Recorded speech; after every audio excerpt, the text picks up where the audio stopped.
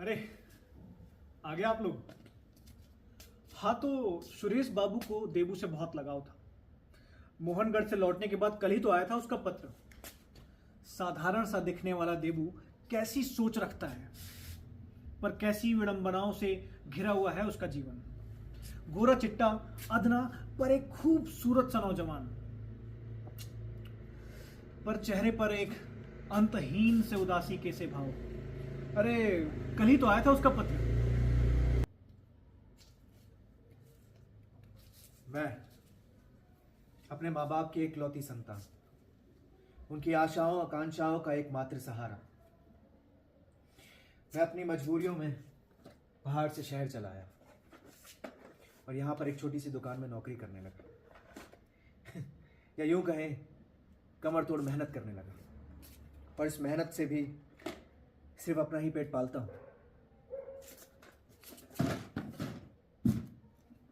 खैर, जानवर भी अपना पेट पालते हैं, लेकिन मैं जानवरों से भी बदतर हूं। गांव में बूढ़े माँ बाप की हालत मुझसे देखी नहीं जा रही। जब तक उनमें जान थी वो मेहनत मजदूरी करके 2 वक्त की रोटी तो खा रहे थे, मगर मैं अभागा चाह कर भी अब उनके लिए कुछ नहीं कर सकता।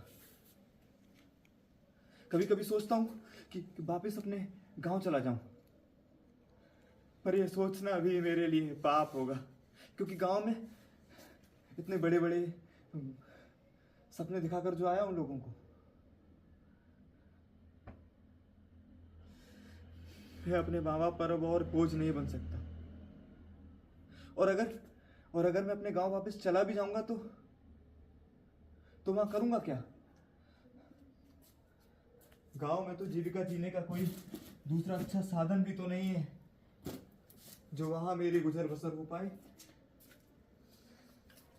गांव की सिंचाई गूल के बारे में पता लगाने के लिए देबू को मुख्यालय भेजा गया।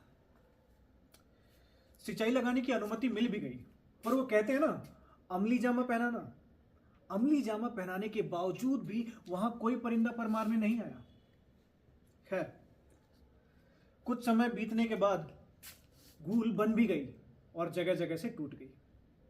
अफसोस कि वो किसी एक खेत की भी प्यास ना बुझा सकी, जिसकी वजह से पूरे गांव में हलचल मच गई और गांव वालों ने मुझे बड़े अधिकारियों के पास भेजा।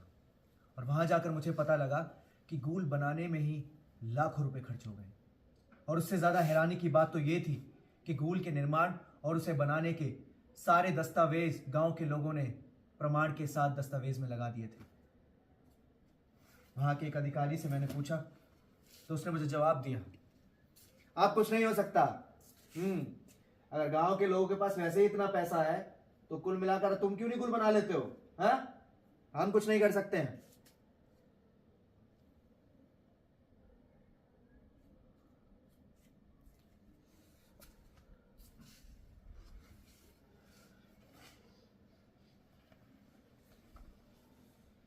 और मैं वहां से मुंह लटकाकर चला गया।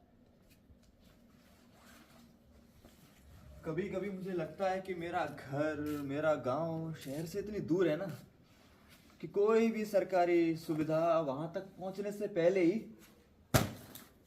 दम तोड़ देती है।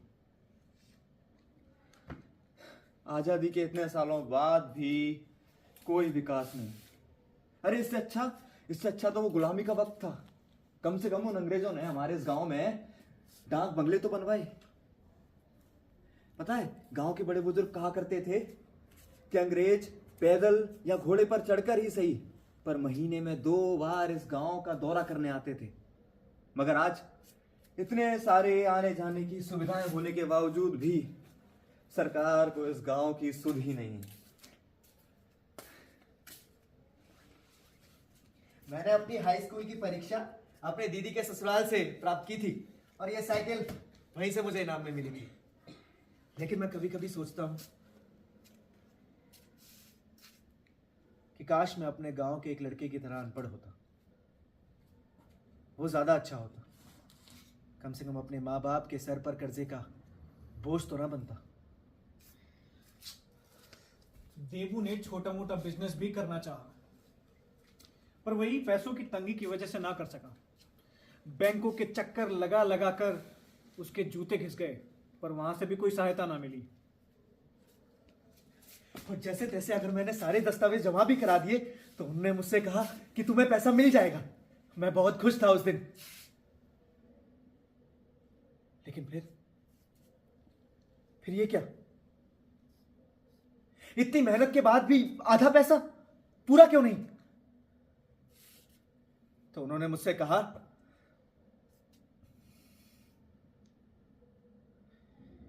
पूरा पैसा पास कराने के लिए पैसा लगता है। वाह, पैसा लगता है। राही मनवा दुख की चिंता क्यों सताती है, धन तो अपना साथी है, धन तो अपना साथी है। राही मनवा दुख की चिंता क्यों सताती है। बैंक से कर्ज चुकाने के नोटिस पर नोटिस आ रहे थे। फिर एक दिन पटवारी पुलिस के साथ मेरे घर आ पहुंचा। उस वक्त मैं जंगल से लकड़ियां लेकर आ रहा था और मुझे किसी ने बोला कि मेरे घर पटवारी और पुलिस आ पहुंची है। मेरे घर वालों को बोला जा रहा है कि अगर मैंने कर्जा नहीं पटाया तो मुझे उठाकर जेल में डाल देंगे। यह सुनते ही मैं बहुत घबरा चुका था। मुझे कुछ भी समझ में नहीं आ रहा था कि मैं उस वक्त क्या करूं। मैंने बहुत कोशिश की कि मैं कुछ सोचूं, पर मुझे उस वक्त वहां से भागने के अलावा कुछ सूझ ही नहीं रहा था। मैं वहां से भाग गया। धीरे धीरे सबसे छुपते छुपाते मैं शहर में आ पहुंचा और यहां आके मेहनत मजदूरी करने लगा।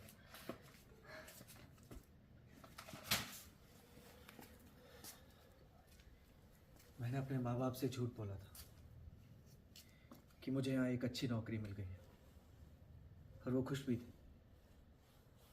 फिर एक दिन उनका पत्र आया, बेटा हमें कुछ नहीं चाहिए, तुम बस ये सरकारी कर्ज चुका दो। पटवारी रोज घर में आता है और गाली गलौज करता है। पूरे मोहल्ले में हमारी बदनामी हो रही है।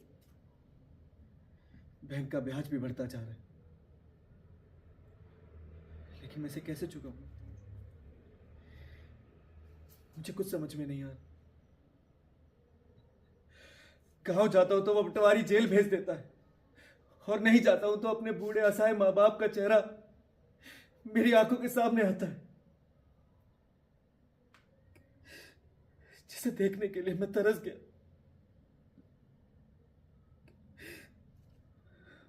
मुझे उनकी याद आती है, बहुत याद आती है। कैसी किस्मत है मेरी,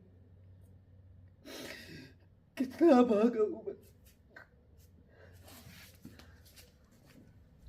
गांव वालों का कर्जा चुकाने के कर्तव्यों तले देबू दब गया।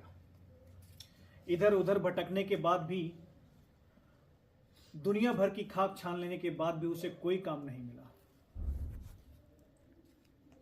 थक हार कर लास्ट में वो अपने गांव लौट आया। खत के आखिरी तक आते आते रमेश बाबू की आंखों में आंसू थे। तो यही है समाज के कुछ खड़े हुए प्रश्न, जिनके उत्तर हम आज भी ढूंढ रहे हैं।